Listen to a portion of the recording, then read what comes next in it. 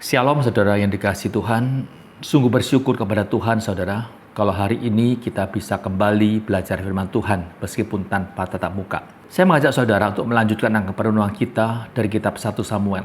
Hari ini kita buka dari 1 Samuel pasal 25 dan saya bacakan ayat 35 yang berbunyi demikian. Lalu Daud menerima dari perempuan itu yaitu Abigail apa yang dibawanya untuk dia dan berkata kepadanya, "Pulanglah dengan selamat ke rumahmu. Lihatlah, aku mendengarkan perkataanmu dan menerima permintaanmu dengan baik." Saudara, hidup dalam pelarian membuat karakter seseorang menjadi keras. Karena pada waktu itu, seseorang bisa mengalami putus asa, kehilangan pengharapan, dan juga stres yang luar biasa karena terus dikejar akan dibunuh. Itulah yang dialami oleh Daud dan juga anak buahnya, kelompoknya, saudara. Nah, saudara, dalam pelarian tersebut untuk menghidupi kelompok yang besar itu, Daud mengarahkan pengikutnya untuk melindungi lahan peternakan dan pertanian dari tuan-tuan tanah di sekeliling mereka di mana pada waktu itu mereka sedang berada. Dengan tujuan, saudara, nantinya mereka mendapat imbalan makan dan minum tanpa bayar. Jadi mereka dibayar dengan makanan dan minuman ketika mereka menjaga akan peternakan maupun pertanian tuan-tuan tanah ini. Dan Daud senantiasa mengingatkan para pengikutnya untuk senantiasa hidup dalam kebaikan, yaitu kejujuran, tidak mencuri atau bertindak kasar, sehingga mengganggu dan juga merugikan tanah pertanian atau peternakan di mana mereka berada pada waktu itu. Itu senantiasa diulang-ulang oleh Daud, supaya mereka betul-betul menjaga akan kehidupan mereka jauh daripada perbuatan dosa yang akan mencemarkan nama mereka.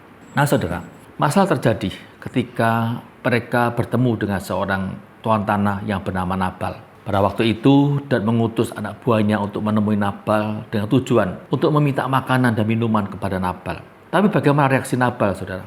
Bukannya memberi makan atau menolong, malahan Nabal ini mengeluarkan kata-kata yang tidak berkenan, yang sangat tidak pantas didengarkan dan juga membuat Daud menjadi marah, emosi, saudara. Bukan cuma itu, kemudian Nabal juga mengusir utusan Daud ini dari tempatnya. Saudara yang kasih Tuhan, terprovokasi dengan sikap yang kasar tersebut, kemudian Daud mengerahkan anak buahnya untuk apa, saudara? Untuk menyerbu dan membunuh semua laki-laki dari peternakan Nabal. Saudara kasih Tuhan, tindakan emosi tersebut tentu sangat tidak berkenan di hadapan Tuhan dan juga tidak bisa dibenarkan. Akan tetapi itulah kenyataannya, saudara, kalau seseorang sudah dibakar emosi dalam keadaan begitu susah, begitu tersepit. Dan kalau sampai ini terjadi, saudara, bukan hanya peternakan Nabal yang tertimpa musibah, tapi juga kelompoknya Daud itu juga mengalami masalah juga, di mana namanya akan tercemar karena tindakan mereka itu tidak beda dengan para preman, perampok, dan juga pembunuh seperti itu. Dan tentu hal ini akan mempermalukan nama Tuhan juga sebagai Allah bangsa Israel, Allah dari Tuhan yang disembah oleh Daud.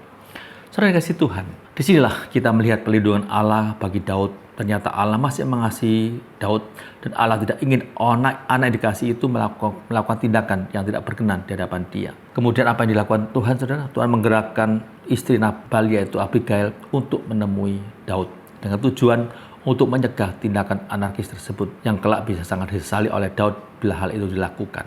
Saudara si Tuhan, kan ketika berjumpa dengan Abigail, Daud pun menyadari akan perbuatannya. Karena pada waktu itu Abigail minta maaf kepada Daud atas nama suaminya.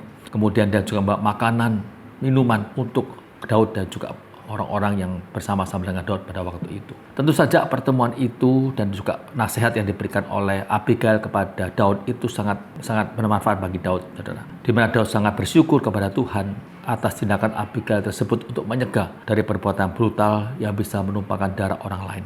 Tidak lama kemudian, saudara, kemudian Allah bertindak adil kepada Nabal, di mana Nabal kemudian meninggal dunia. Kematian Nabal itu meredakan amarah Daud dan merasakan keadilan Allah ditegakkan pada waktu itu.